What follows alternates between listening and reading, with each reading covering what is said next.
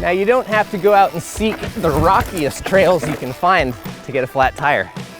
It can happen to anyone just pedaling down the trail. That's why today we're going to show you guys a few tips and tricks on how to fix a flat out on the trail.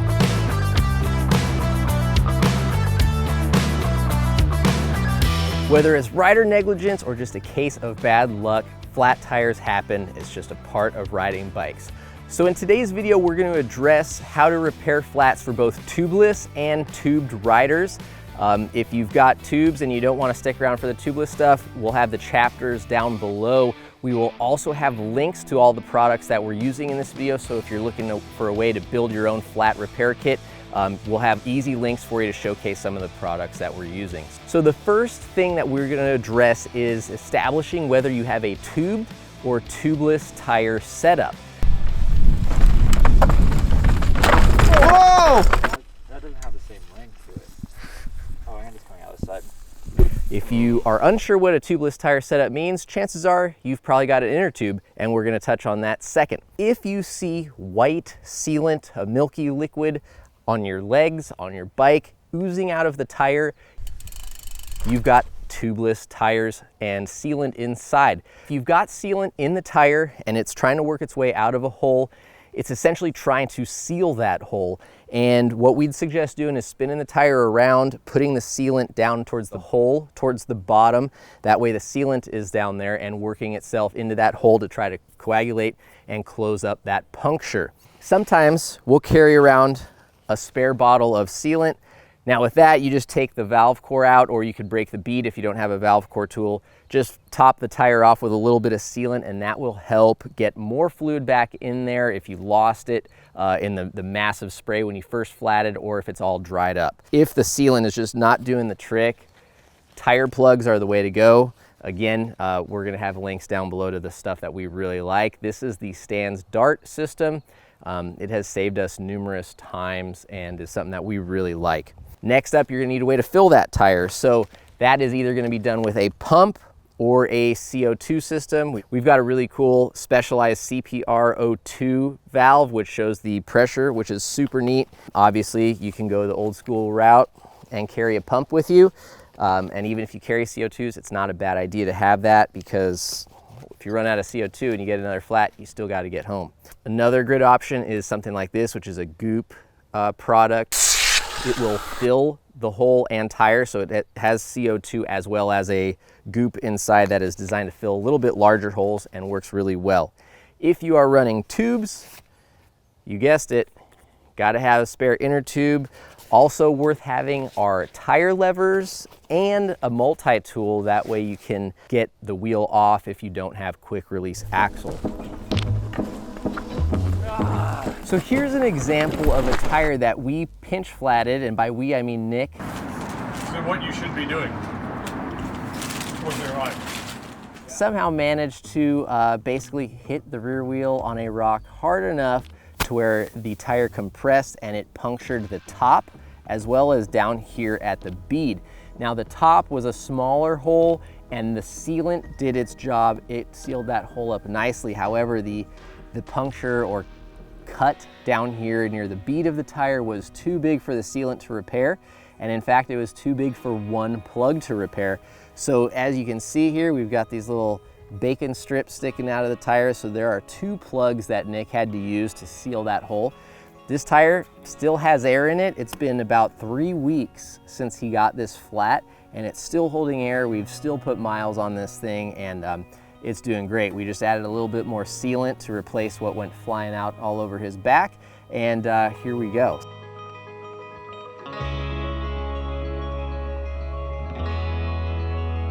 So if you've got plugs installed in the tire and sealant and it's still not filling up, and your final resort is putting an inner tube in the tire, which brings us to tubed tire flat repair. If you don't know how to pull off a wheel, we're going to give you some tips on how to do so. Most bikes in the tubed world, we would imagine, have quick release axles still, so you probably don't need a ton of tools to get those off. But if you do need tools, you're going to just undo the Allen bolts, again, which is why a multi-tool is handy. You'll undo the quick release, unthread it just a little bit. You'll pull down that big winged portion, unthread the nut on the opposite side. You don't have to go crazy, just a turn or two, and then pull the bike and wheel apart, and it'll slide out of the dropouts relatively easy. So on most bikes, you're gonna have a 6mm wrench for your axle. Simply unthread that, pull the axle out. I like to keep it in my hand just because I don't want any dirt or grit getting into the threads. That's definitely not something you want to have happen. After that, I'll just gently pull that disengaged derailleur out, keep the chain out of the way, out you come, super easy. After that, I will put the axle back into the bike and just give it a thread or two in, that way it's locked and it won't get lost. So now that we've got the wheel out of the bike, we've either found the hole or we need to do some inspecting to see what caused the flat. It's time to get out your tire levers and break the bead of the tire. So you've got your deflated tire here, you've got your tire levers. Chances are, if you've done this a few times and you're not running a DH casing tire, you'll be able to get this thing off without a tool, but you know, maybe you're just not as strong as we are. So what you're gonna do is just work your way around the tire and unseat the bead of the tire. And you can see we're pulling it away. You can see the sealant there. It's been sealing that tire for a long time and it's pretty dried out. So you're gonna do that on both sides. You can hear that snap. That means that tire was seated in there.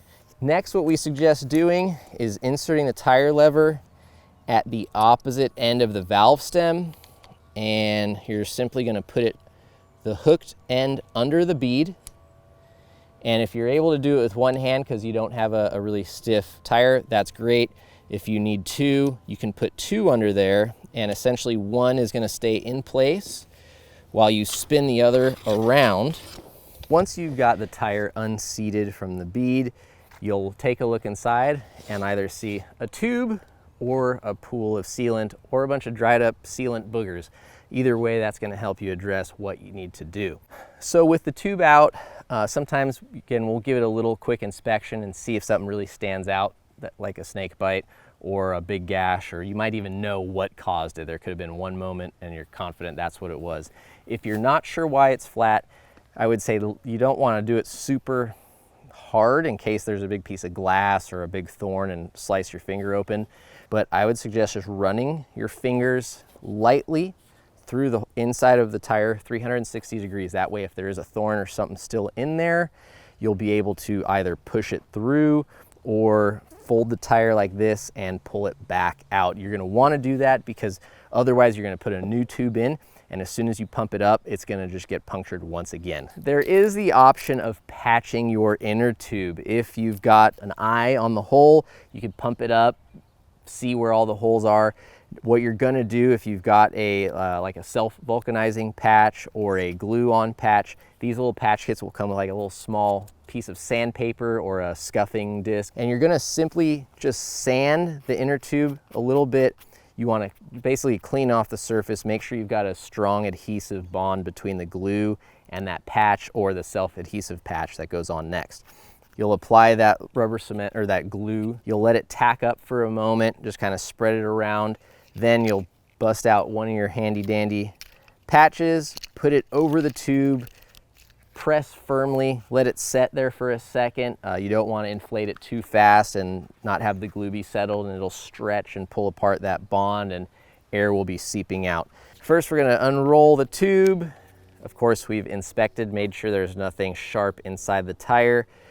An important step before you just put the flat tube into the tire is to lightly inflate it so that it will hold its shape. We're gonna add just a little bit of air, get this thing to hold its shape. We don't want too much air in here because that could give you the possibility of pinching the tube once it goes back in and you're using your tire levers and you get a little too aggressive. So you're gonna start by basically kind of just dropping the tube down into the tire there, just so it doesn't get a bunch of dirt on it.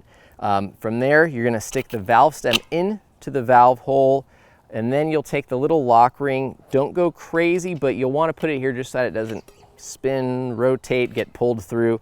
And again, don't crank it super tight, but just enough to where it's holding that valve stem in place.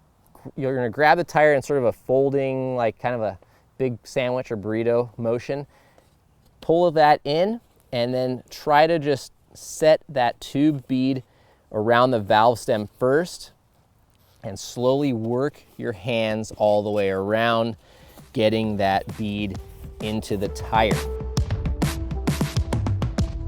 So the hardest part is always the last few inches. What we'd suggest doing is making sure that the opposite side of the tire, that bead is popped and off. If it's setting down in the center of the channel of the rim, which is the lowest part, it will give you the most slack or the most extra material to pull that in.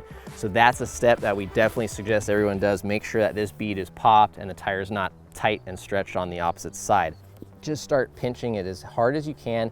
Once it gets to the next harder point, you obviously want to make sure this doesn't just keep going and you're chasing your tail, but I'll try to grab the tire full hand with this one holding the bead and just fold it and pull, and folding the tire over like that and just pull. And if you can just do that, fold and pull, you should be able to get it over with no problem. Now we've got this all the way around on both sides. You're ready to pump it up, whether that's CO2 or hand pump. What you're gonna wanna do is thread the CO2 cartridge into your desired head of choice. Again, we're using this cool Specialized one. It's got a gauge and a press button to release CO2.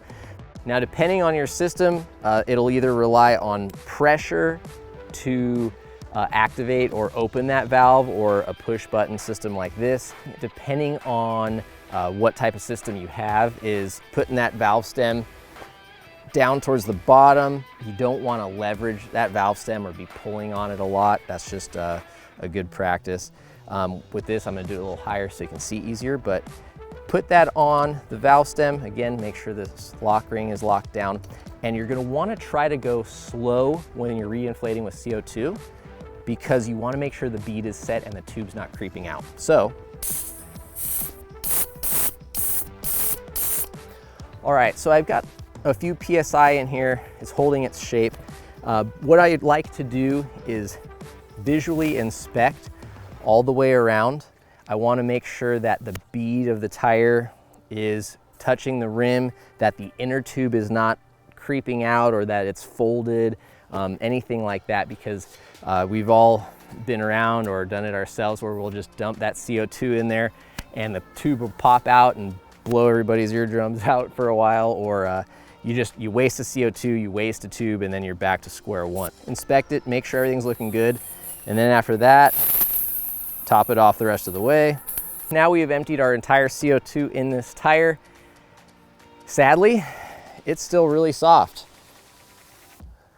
That's something that is worth noting with your CO2 size.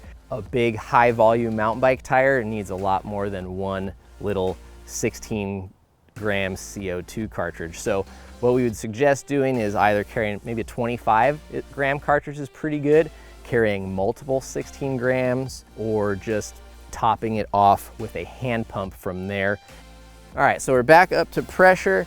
We're gonna pull the axle out, get our wheel lined up here.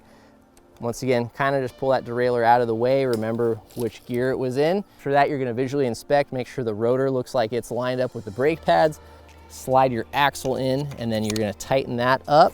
After that, you will simply undo the clutch, push it forward, and then it snaps back. You're good to go. The last and very important step, clean up all your trash. Don't leave little Presta valve caps or CO2 cartridges or rubber bands that are around your inner tube out here in nature. Nobody wants to see that. And we want to be good stewards and good examples.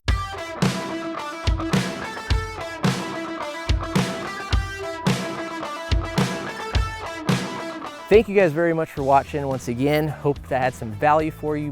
Please don't forget to hit the subscribe button, as we're really trying hard to grow our channel this year. It would mean a lot to us to have you join the team. We appreciate you guys watching. Reach out with any questions you may have down below, and we'll be happy to get back to you. Thanks, and we'll see you out on the trails.